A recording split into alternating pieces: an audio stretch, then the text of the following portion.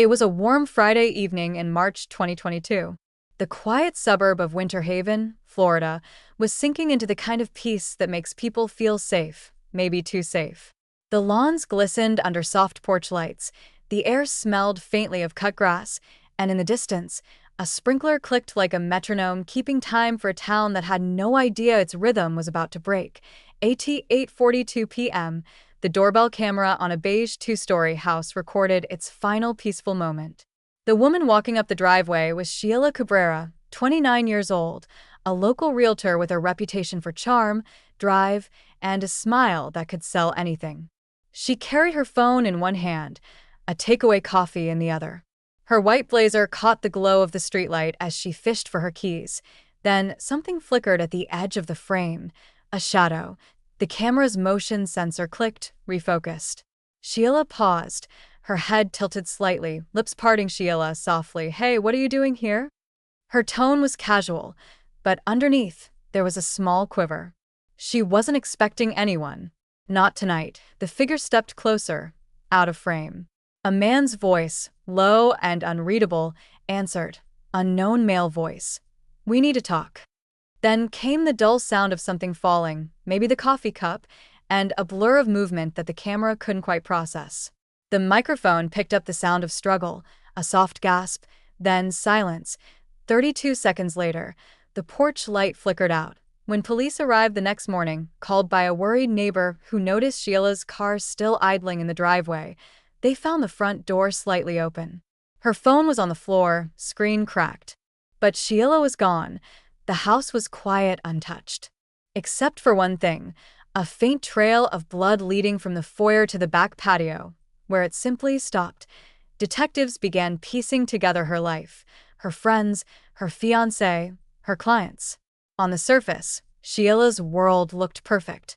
She had recently gotten engaged to Ethan Moore, a software engineer from Tampa, the kind of man who posted sunset pictures with captions about love and new beginnings.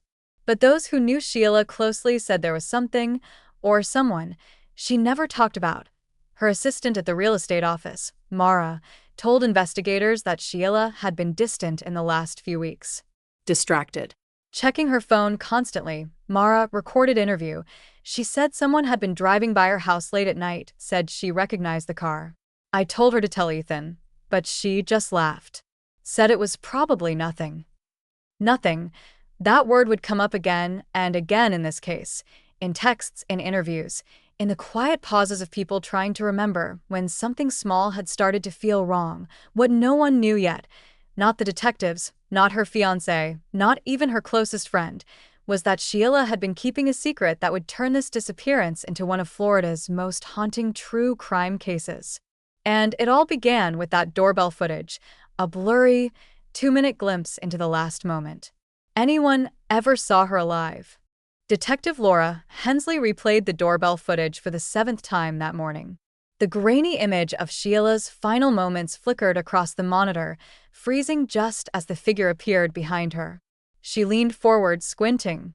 The man's outline was tall, broad-shouldered, wearing what looked like a dark jacket. But the camera's angle offered no face, no license plate, no clue. The timestamp read 8:43:27 p.m. After that, nothing. Laura exhaled, rubbing her temples. Someone she knew, she murmured. She wasn't afraid right away. Her partner, Detective Joel Ruiz, handed her the report from the fiancé's interview. Ethan Moore had driven straight to the station when he got the call. He sat in the interrogation room for 2 hours, pale and shaking, his voice cracking on every answer. Ethan asterisk, "We were fine. We were happy. I talked to her around 7 that night. She said she was grabbing dinner and heading home. She didn't sound upset. She never mentioned anyone following her." But phone records told a different story. Between 7:15 and 8 p.m., Sheylla had received 4 missed calls from an unknown number, one registered to a prepaid SIM. The same number had texted her earlier that week. Asterisk, "We need to talk before you ruin everything." Asterisk, the police traced it to an abandoned phone found near Lake Alfred. No Finnegar Prance. No sim. Clean. Meanwhile, friends began posting on social media, begging for information. Hashtag Find Sheylla trended locally. The community searched wooded trails and empty parking lots, but the leads went cold within days. It was only when the forensic techs pulled data from Sheyella's smart home system that something strange emerged. At 9:04 p.m., about 20 minutes after she vanished, someone had unlocked her back door using the house's keypad. A code only two people knew, Sheylla and her fiancé. When confronted, Ethan's face went blank. Ethan asterisk, I didn't go there. I was home, I can prove it. Check my phone, my GPS. Detective Hensley asterisk, we did. You were home. But someone used your code. He stared at the table for a long moment. Then quietly he said, Ethan asterisk, she must have given it to him. Detective Hensley asterisk, to who? Ethan asterisk, her ex Daniel. The name hung in the air, Daniel Vega. A contractor Sheylla had dated 2 years earlier, a man with a criminal record for domestic assault, though charges were later dropped. He'd left town after their breakup, reportedly moving to Georgia. But as detectives soon learned, Daniel had recently returned to Winter Haven. He'd taken a renovation job just 3 streets away from Sheyella's house. When police visited his rented apartment, the place was half empty. Clothes gone, laptop gone. But on the kitchen counter, they found a framed photo, Sheylla and Daniel, smiling, wrapped around each other. Her engagement ring noticeably absent, and taped to the back of that photo, a USB drive. The drive contained a single video file. A shaky, handheld clip recorded inside a car. Sheylla sat in the passenger seat, eyes red from crying. The camera panned to Daniel's voice, calm but seething. Daniel, off camera, you said you loved me. You don't just move on from that. Sheylla asterisk, it's over, Daniel. You need to stop. Then the video cut off abruptly. It wasn't dated. But judging by her hair, her clothes, it was filmed just days before she disappeared. And suddenly, the smiling realtor from the doorbell footage wasn't a victim of random violence.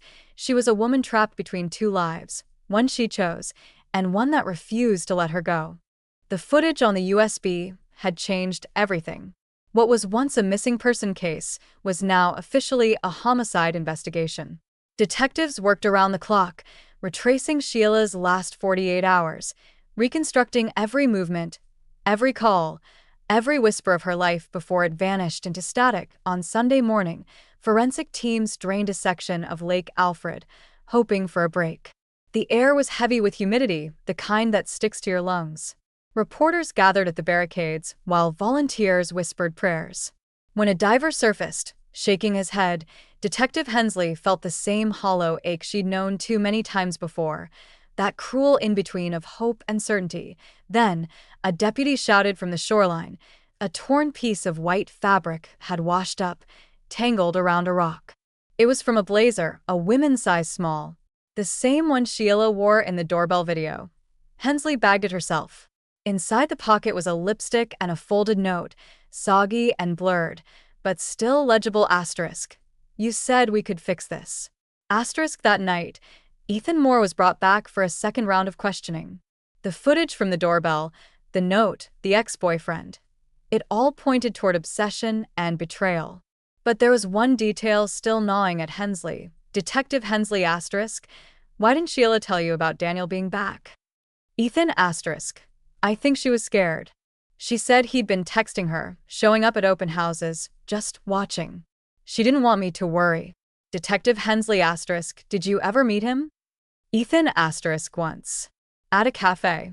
He came up to me, said she was making a mistake. I told him to stay away. He smiled and said, she always comes back.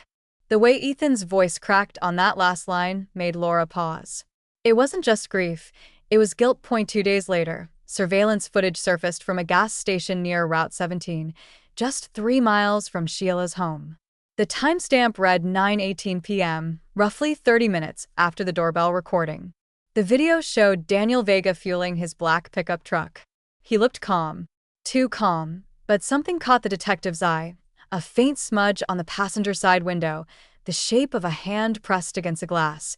The forensic team enhanced the image. The fingerprints matched Sheyella's. When police issued a warrant for Daniel's arrest, he was already gone. His phone was deactivated, credit cards unused.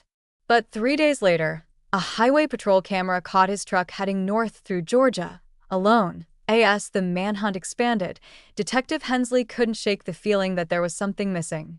Something off about the narrative that seemed too neat, too tragic in all the expected ways. Then came a call from the tech lab.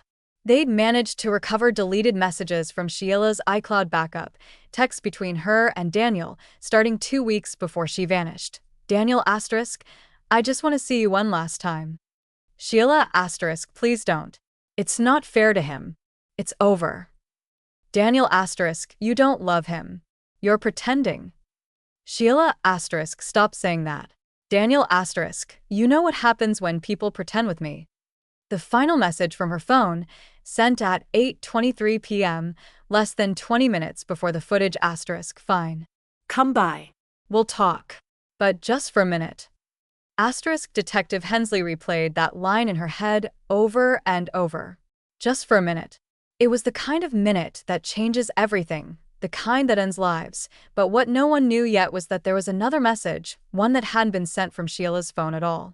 It was from Ethan's. And it read asterisk, come over. She wants to see you. Asterisk. Detective Hensley stared at the text record on the screen, her stomach tightening. The timestamp was clear, 7:54 p.m., 29 minutes before the doorbell footage. The message had been sent from Ethan Moore's phone to Daniel Vega's number. But Ethan swore he never contacted Daniel that night. Detective Hensley asterisk, so you're telling me someone used your phone? Ethan asterisk, I didn't send that text. I was at home the whole time. You have my GPS logs. Detective Hensley asterisk, then who did? Ethan asterisk, I don't know. Maybe she took my phone.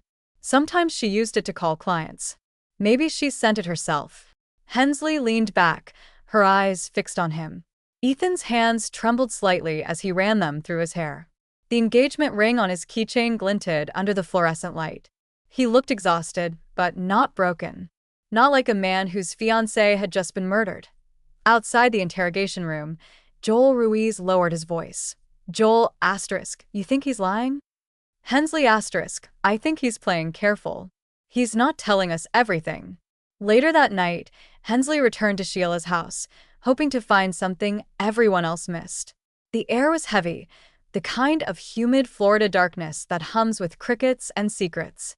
She flicked on her flashlight and walked through the foyer. The faint smell of bleach lingered, even after multiple forensic sweeps. Her beam landed on a small detail, a photo frame turned face down on the living room shelf. She flipped it over. It was a picture of Sheylla and Ethan at their engagement party, both smiling, champagne in hand. But what caught her attention wasn't the photo. It was the faint indentation of another frame that had once stood beside it, same size, same dust outline, but missing. Sheylla had removed something from this shelf. Recently, the next morning she got the confirmation. Digital forensics retrieved a deleted video from Sheyella's cloud storage, hidden under a mislabeled file folder titled Listing 422. It was recorded on her phone, a private message she never sent. Sheylla, on video, voice trembling, if something happens to me, please show this to the police. Ethan's not who he says he is. He found out about Daniel, and he's been following me. He says he forgave me, but I can tell he's watching. I think he set us up. The room went silent. Hensley's hand tightened around the mouse.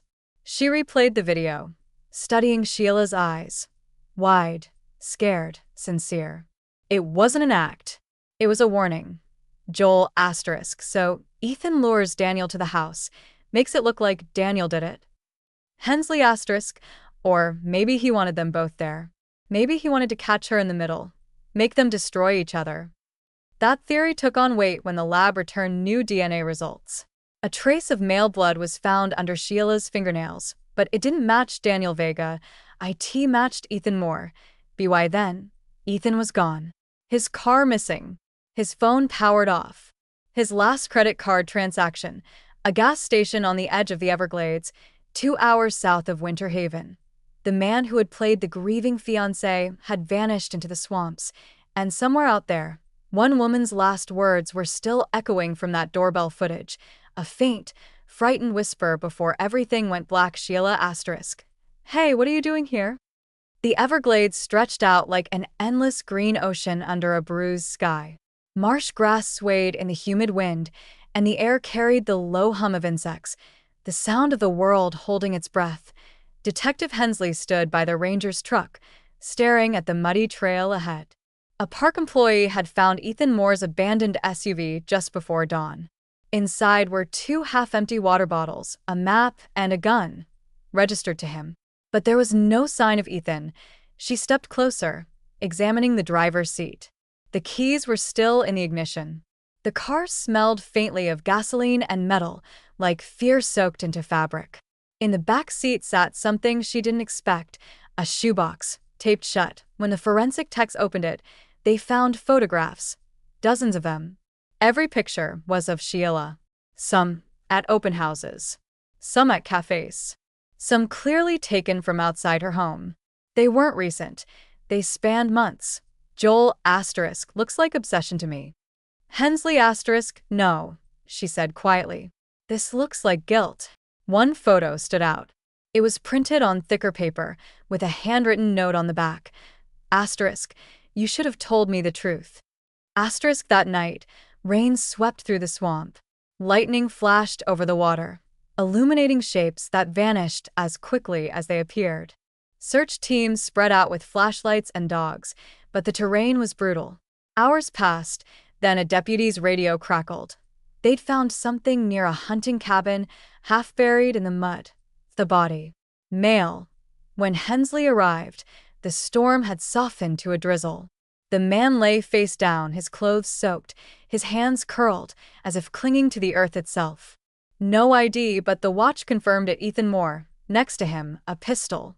One shot fired, and a note, smudged by rain, written on the back of a photograph of him and Sheylla *. I didn't mean for it to happen like that.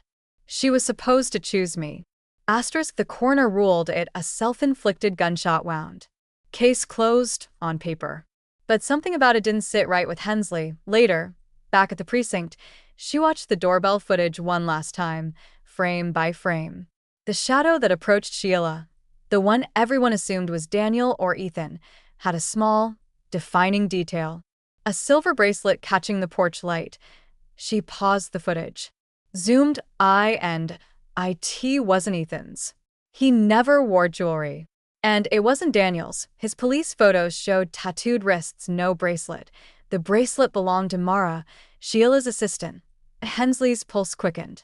Mara had been the one to find Sheila's final note, the one that blamed Ethan. She'd been at every press conference, crying, comforting Ethan, saying she just wanted justice. But why had her bracelet been in that footage? Moments before Sheylla vanished, she checked the case file again. Mara had no alibi for that night. She claimed she was home watching Netflix alone. Hensley closed the file slowly. This wasn't over. Ethan might have been guilty of jealousy. Daniel of obsession. But someone else had turned that chaos into murder, someone who had been standing in the light all along, and her name was Mara. Detective Hensley drove through the quiet streets of Winter Haven just past midnight, the rain still whispering against her windshield. She parked outside Mara Jennings' townhouse, a 2-story place with potted plants neatly lined on the porch. The same kind of calm facade this case had started with. From the outside, it looked perfect. Inside, Hensley knew there was rot. She knocked once. No answer. She knocked again, harder this time. Footsteps shuffled on the other side of the door. Then the lock clicked open. Mara stood there, hair damp, sweatshirt hanging loose, eyes tired but sharp. Detective, it's late. What's going on?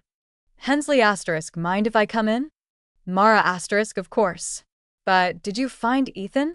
Hensley *, yeah. He's dead. Mara froze. Her lips parted, and for a split second, something flickered across her face. Surprise, then relief. It was faint, but Hensley saw it. They sat across from each other at the kitchen table.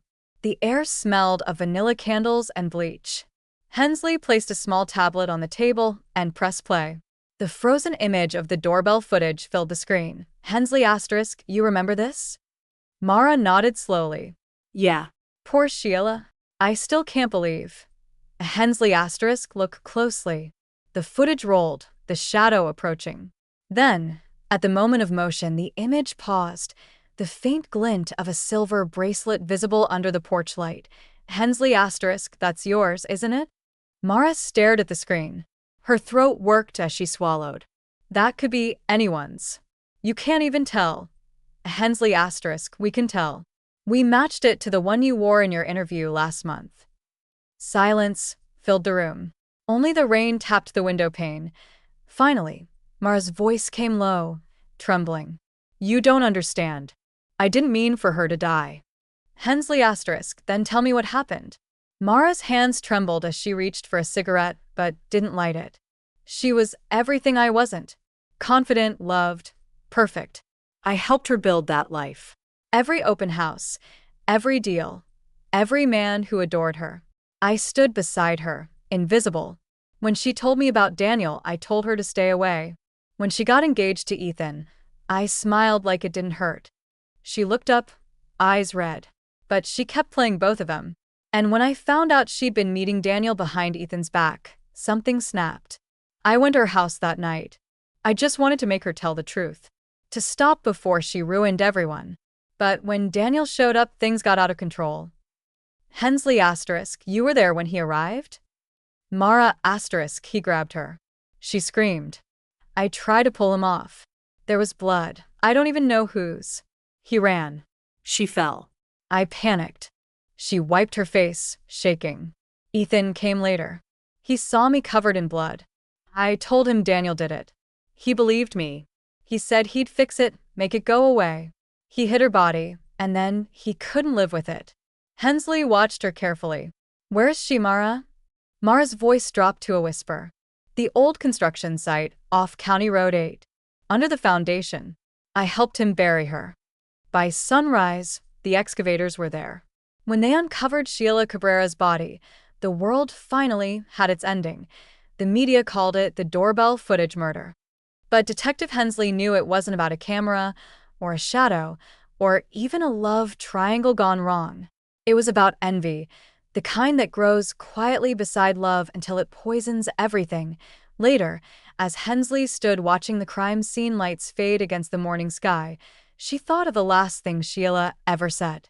That soft, trusting whisper Sheylla asterisk, hey, what are you doing here? It wasn't fear in her voice, it was recognition. She knew exactly who was standing behind her, and that, Hensley realized, was the darkest secret of all.